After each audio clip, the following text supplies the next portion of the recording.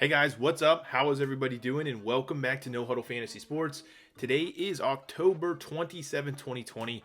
It is Tuesday, and we are doing the NFL DFS Sneak Peek Week 8 Sneak Peek video here at No Huddle Fantasy Sports. And as always, thank you guys so much for finding your way here to this channel, but more importantly, clicking on this video. Hopefully you're here because you like DFS. Hopefully you're here because you want to get a quick look ahead here at Week 8, and that's exactly what we're going to do, just as we do every single week. We're going to dive into FanDuel here. We're going to look for the first time at pricing, at players, at positions, just generally take a sneak peek at what we have upcoming in Week 8. Now, full disclaimer, have not done any research up front. We only know what we know, right? That's what happened in Week 7, what happened in Week 6, and the prior weeks, which teams are tending to give up more points to the positions, the things that we kind of know off the top of our heads. And so we're going to deal with that, and we're going to just kind of look at pricing, look at what stands out early on. These videos I think are useful because it kind of sets the table, gives you kind of the lay of the land before we really dive into research for Week 8, which of course later in this week,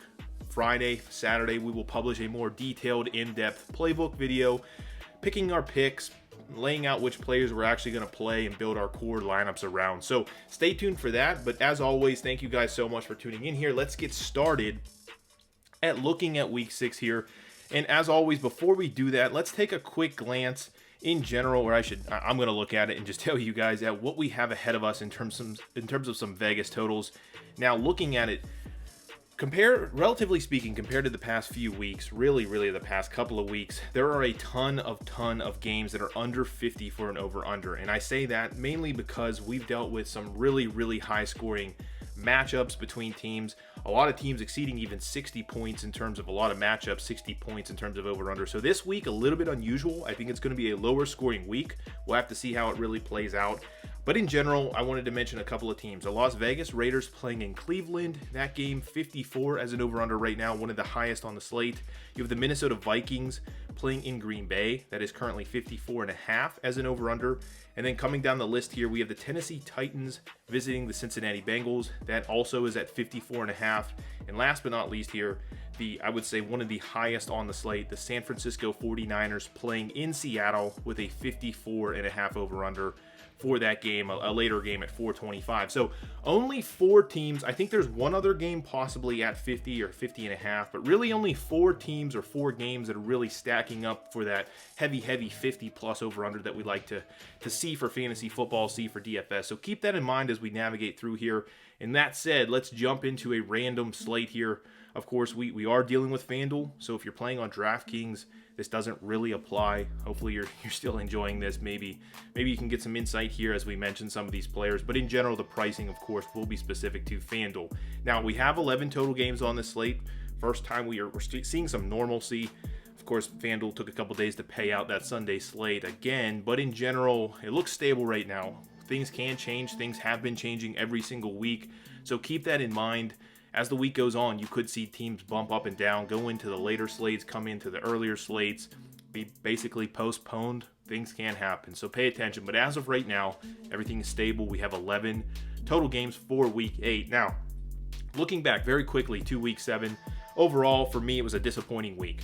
Probably my worst week of the season. Now, the picks that we gave out were relatively good. If you went with basically my number 2 quarterback that I listed for you guys, Herbert, it was an absolute smash at under 5% ownership for GPPs. You could have legitimately taken down a GPP with Herbert.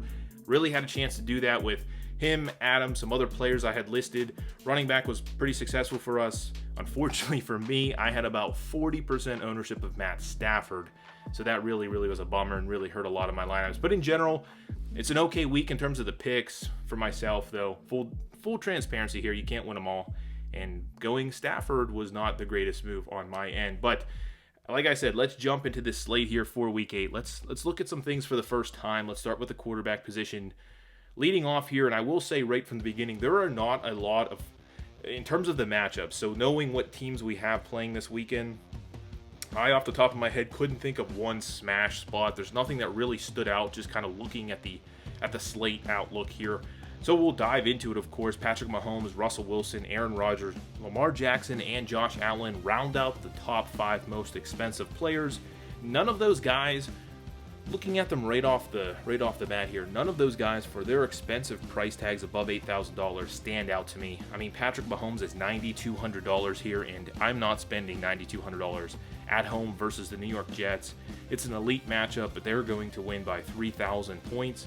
So in general, and I don't like any of the players on the Jets right now. Crowder is banged up. I just don't know how the Jets are going to even come close to being competitive beyond the first quarter against this team. So at $9,200, you need way more than 12, 20.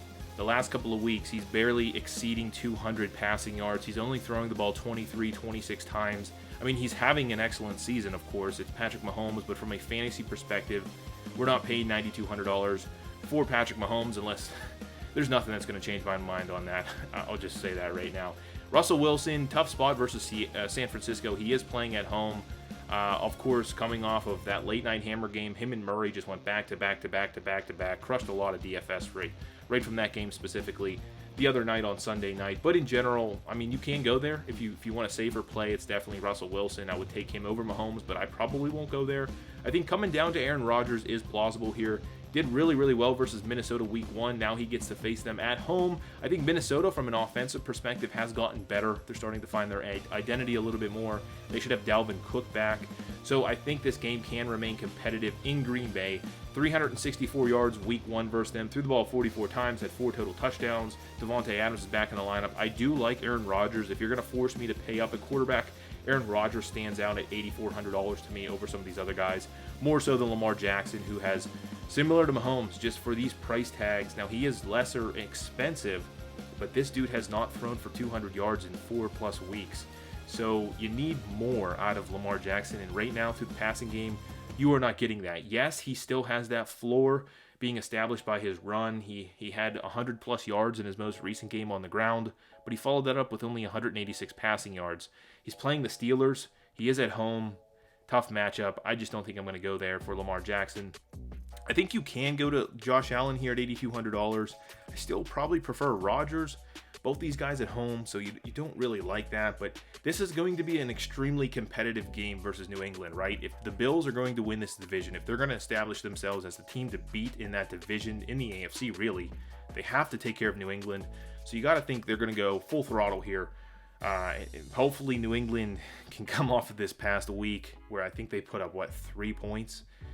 Cam Newton can maybe respond here, but overall, Josh Allen, again, another guy that's just really started the season hot, has not really done well the last 3 weeks. Now, he did throw 43 times versus the Jets, 300+ passing yards, had 11 rushing attempts, just had no touchdowns. So I think realistically, of some of the guys I already mentioned, Josh Allen has more upside in general. I think the matchup is good versus New England. They're not as elite as they have been in the past years.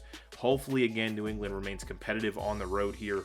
And then Josh Allen, if you're going to tell me he's going to throw the ball 40+ times again, he has another shot at 300, he's going to have 11 rushing attempts, you got to believe he's going to score touchdowns. He just kind of didn't have any touchdowns. That's basically the end of the story there. So that will come at some point with those numbers. So Josh Allen squarely in play. Herbert, that is the play we had last week. Absolutely amazing. Price has jumped up probably $2,000 now. Not in play this week versus Denver. You might want to consider him. We'll talk about him. We'll look into him later in the week. But right now, I think we had our way with him already in week 7. Drew Brees have not been playing him all year. Joe Burrow at $7,600, getting expensive here, but this dude is a monster. I believe he now holds the current record, or not record, but he's the leader of passing yards for the season. I mean, 400+ yards in the most recent game. Has basically, 1, 2, 3, 4, 5 of his last 6 games. He's exceeded 300 passing yards, has multiple touchdowns in several games, adding a little bit on the ground, found the end zone a couple of times. This dude is really good at quarterback. He's a really, really good rookie. The offense around him, maybe not so much, especially that O-line, but in the right matchup, I think you can go with Joe Burrow. And playing at home versus Tennessee is a good matchup. Tennessee's defense at best is average. You saw Big Ben threw a couple timely interceptions, but in general, Big Ben didn't have any issue with Tennessee. I do like Joe Burrow here. Early on at $7,600, kind of that mid-range. Playing at home, has some decent weapons to throw to. I do like him. And then you can also come back here with Ryan Tannehill, $7,500. So both these guys priced uniquely together here, playing each other. This is probably one of the few guys right off the bat here that I like that's playing on the road. You do like to attack with road quarterbacks. They're probably favored. I didn't check before this, but I'm imagining Tennessee is favored on the road here. If it doesn't become a Derrick Henry game, then Ryan Tannehill has been excellent. He's super efficient, really gets the ball done. I do like Ryan Tannehill in general. This week versus Cincinnati, A.J. Brown back really adds a lot to that. Tight ends, a lot of different weapons he can go to. Corey Davis, Tennessee, Ryan Tannehill at 75. Probably Newton, Goff, Carr. Goff's in a good spot versus Miami on the road here. Something to consider, but right now I don't think so. Skipping over a lot of these guys. Stafford is just 2 weeks in a row letting me down. Cost me some money. So we're going to skip him. Baker Mayfield, on paper, probably the best matchup for quarterback this week versus Las Vegas. Las Vegas, whether you're on Pro Football Focus or just generally looking at stats, fantasy points given up to quarterbacks, whatever stat you look at, Las Vegas on paper is one of the best matchups for quarterbacks. Now, I don't know if I'll go with Baker Mayfield at home. He has not done a whole lot this year, even in really good matchups. Did have 5 touchdowns versus Cincinnati. You like to see that, right? I mean, anyone's going to throw 5 touchdowns. I don't think he's going to do that every week. I think realistically, this games where he's thrown for 200, 250, and 2 touchdowns is more realistic. They want to control the game, right? They don't want to rely on Baker. I think that's pretty evident this year, but certainly in play in terms of a good matchup here. I think that they will rely on the run game. I think that's where I will go this week with that game. But in general, Baker does have some consideration. And as we come down the list here, Big Ben on the road in Baltimore, probably not. Kirk Cousins, it's a tough matchup there. I don't know if I'll do that. It's just, he's not doing great. I mean, that's kind of the story with him. So I think that's it for quarterback. You guys kind of have some thoughts there, some guys that stood out. I don't know why I have players already in this lineup, but we will delete them out, and we'll try to put something together here at the end. Now, looking at the running back position, Derrick Henry on the road, I typically don't like to do that. He has burned me a couple times not doing that. He's just $9,500. I don't know how you can afford that with some of the guys I already mentioned. So I will probably not, at least early on, be playing my Derrick Henry lineups. Dalvin Cook, if he's going to play, which I think they said he's 99% chance of playing this week. Dalvin Cook is an excellent play this week, in my opinion. Did really well week 1, even though they kind of got game scripted out. Were really trailing a lot. Still had 2 touchdowns. When they win games, when they're going to do well as a team, when I talked about their identity, it is through Dalvin Cook. 20 plus touches, 25 touches, whatever it might be. 150 yards is in play. Multiple touchdowns is in play. They have to run the ball through Dalvin Cook or run their offense through Dalvin Cook. He's probably my favorite back on the slate. It sucks he's over $9,000 coming off an injury, but certainly in play here. Alvin Kamara, more so on DraftKings in play, but Alvin Kamara in play every single week, of course. Aaron Jones coming back the other way here. Minnesota at Green Bay. I do like Aaron Jones. The thing is, he's injured, right? So if Aaron Jones is going to sit out again, go directly to Williams. We did it last week. I mentioned it in the video. I mentioned Aaron Jones in a smash spot. Of course, we went with Williams. Still did really, really well at a cheaper price tag. Now, Williams is really priced up this week, but still in play if Aaron Jones is going to be out. So consider him definitely if he's going to be healthy, but monitor that. I like the matchup versus Minnesota at home. Probably a favorite too. Is going to check all those boxes we look for in DFS.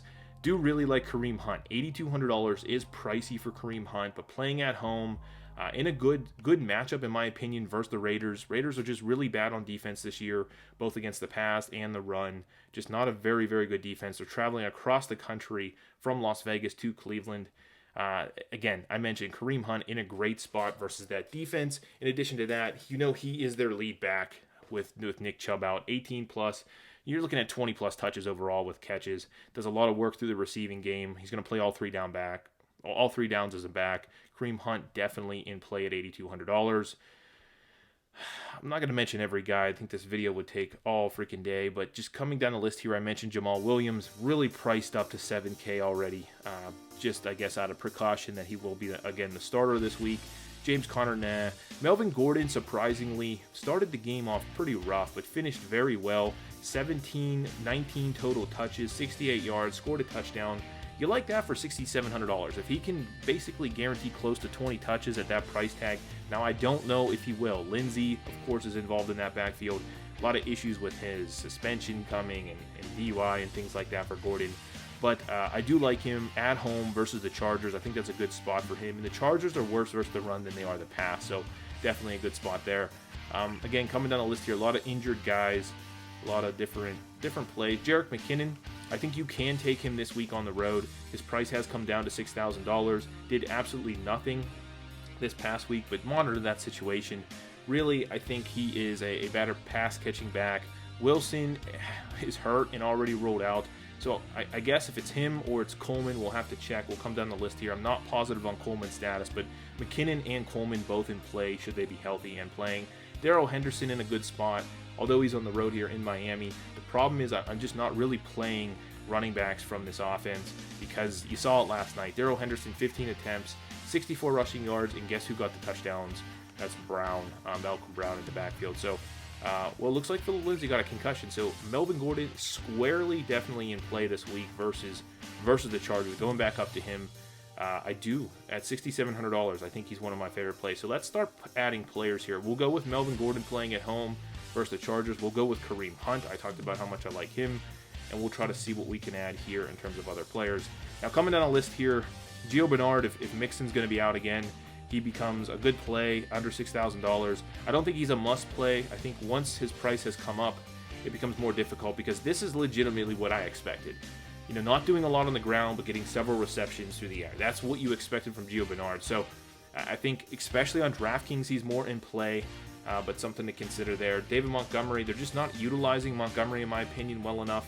But I will go back to the well here with him. 14 attempts last night, 48 rushing yards, got 5 targets. I think you can expect that. He's playing all 3 downs with the injuries to Cohen and other running backs.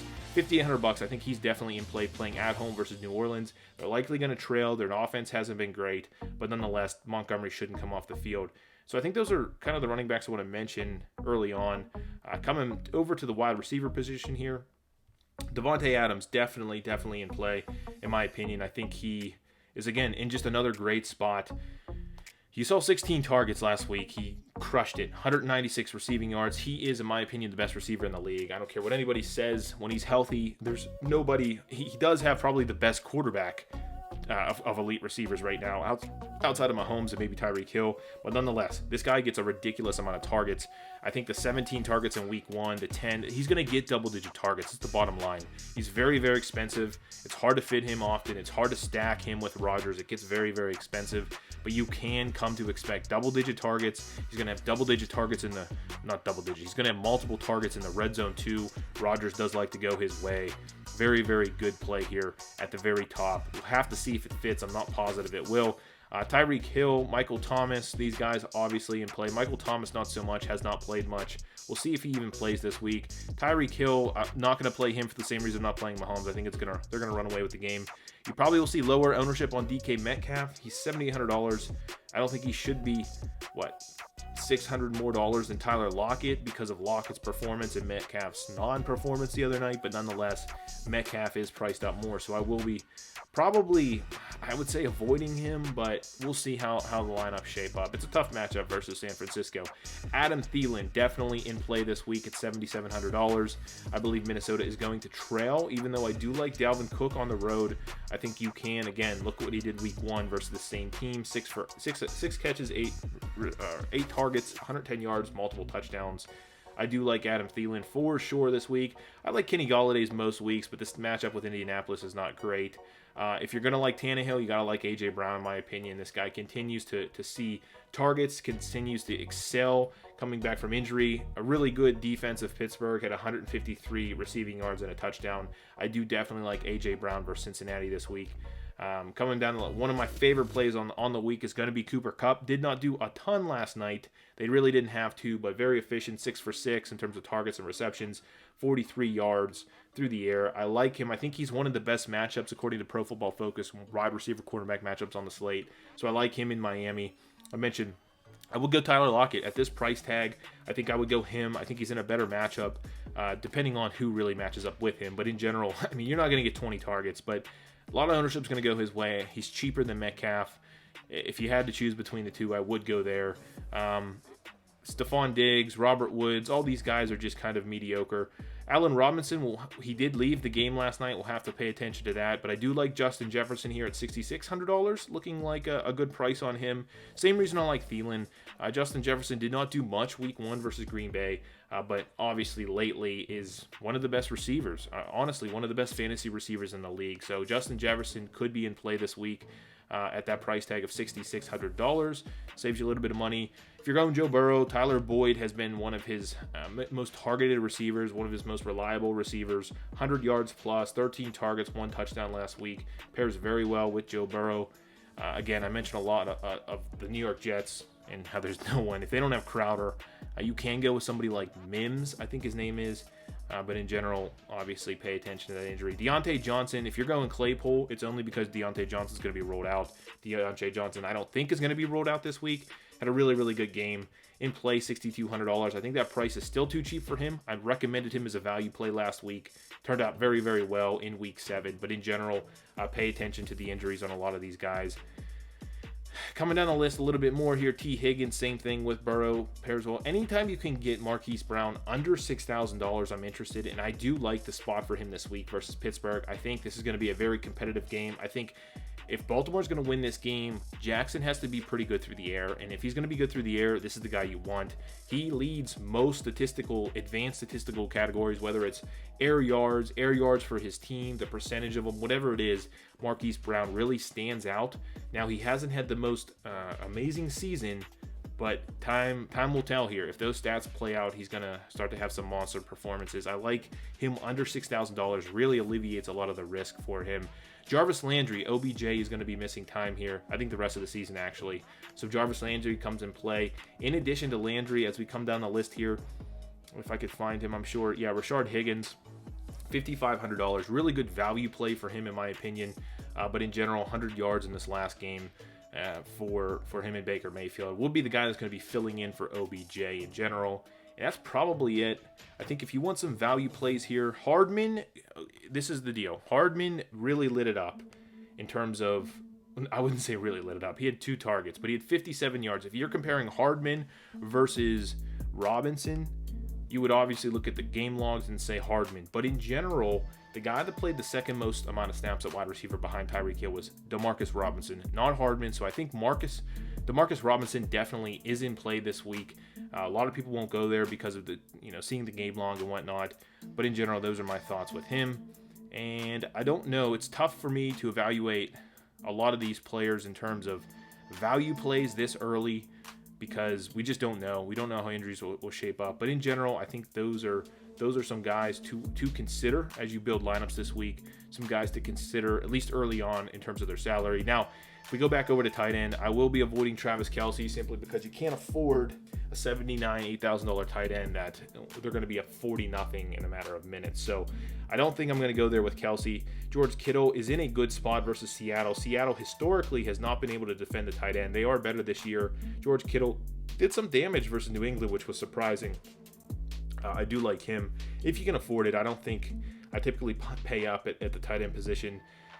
Jonnu Smith, Cincinnati's one of the worst teams versus the tight end position. $6,100 is a tough price tag on him. I don't know if I can pay up that much for him, but definitely something to consider if you're talking about defense versus position. Hunter Henry, coming off a pretty bad game, $5,600. I would go back there, though, in my opinion. If you told me basically Herbert was going to throw for 400 yards, 4 touchdowns, I think 3 or 4 touchdowns, and not a single one went to Henry, Williams, or Allen, I would say you're absolutely nuts, and that's what happened this week. So 7 total targets, though. You can't deny the fact that he did get the targets. I just didn't. I do like Jimmy Graham, though. Thinking about New Orleans is pretty bad versus the position. Jimmy Graham has been pretty steady in terms of targets, especially from Nick Foles. Didn't do very much with them last week or this last game, but had 6 targets, 5 catches, 5.6. Pretty consistent, $5,400. Let's add him to the lineup here and see what fits in general. But Jimmy Graham, I think, is in play generally. And then as you come down the list here, Harrison Bryant really turned it up for Cleveland versus subbing in, I guess, for injured Austin Hooper.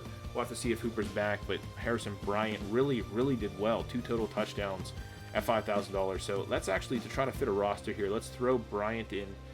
And I don't think anybody below there stands out right now. I do like to pay down a tight end. We'll have to see how it plays out. Logan Thomas continues to catch touchdowns, which makes me really, really angry considering we played him so much this year and he never scored. But let's throw a quarterback in.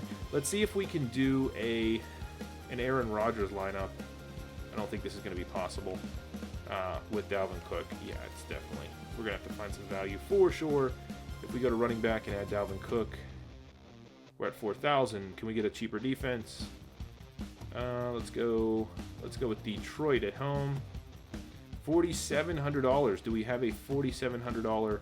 Oops, sorry to scroll down too much there. A $4,700 wide receiver. Is that even possible? I think $45 is the minimum. Jefferson, Cordell Patterson, Pringle. Nope, those guys don't actually fit. This is going to be tough. So we're probably going to have to come off one of these backs here. We will go with Dalvin because of the matchup.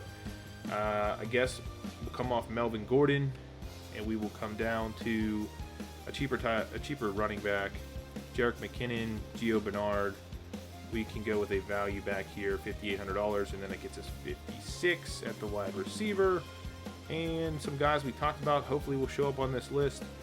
Jerry Jeudy, T.Y. Hilton, Rashard Higgins, perfect. Even though Kareem Hunt is in this lineup, we're going to go there for now and see how this plays out. But there you go, $100 left over. We got an Aaron Rodgers stack with Devonte Adams. We're coming back with Dalvin Cook. Always like to do that, fit out some nice players there. Kareem Hunt, David Montgomery as a value play, Harrison Bryant as a value play. A lot of Cleveland players, so this lineup will not make sense as the week goes on. But in general, guys, I hope you guys do enjoy these videos. Quick look there, quick sneak peek at the upcoming Week 8. Some stuff stands out. I would say overall, going through that with you guys, it's a difficult week. Quarterback, nothing really stands out. There's a couple running backs that stand out, I would say. Looking like I'm going to be paying up at the running back position, trying to, I don't know, figure it out at wide receiver, figure it out at quarterback, and then fit whatever fits at tight end. Try to get some value there too. But as always, hopefully you guys enjoy these videos, find them entertaining, useful, whatever it is. Please make sure you are subscribed to No Huddle Fantasy Sports here. We're putting out DFS NFL videos every single week. We've been doing very, very well in terms of our picks. Go back if you don't believe me. It's all obviously documented in these videos. But in general, thank you guys for tuning in. Good luck if you're playing any DFS during the week. Enjoy, I guess, the World Series, and I will catch you in the next video.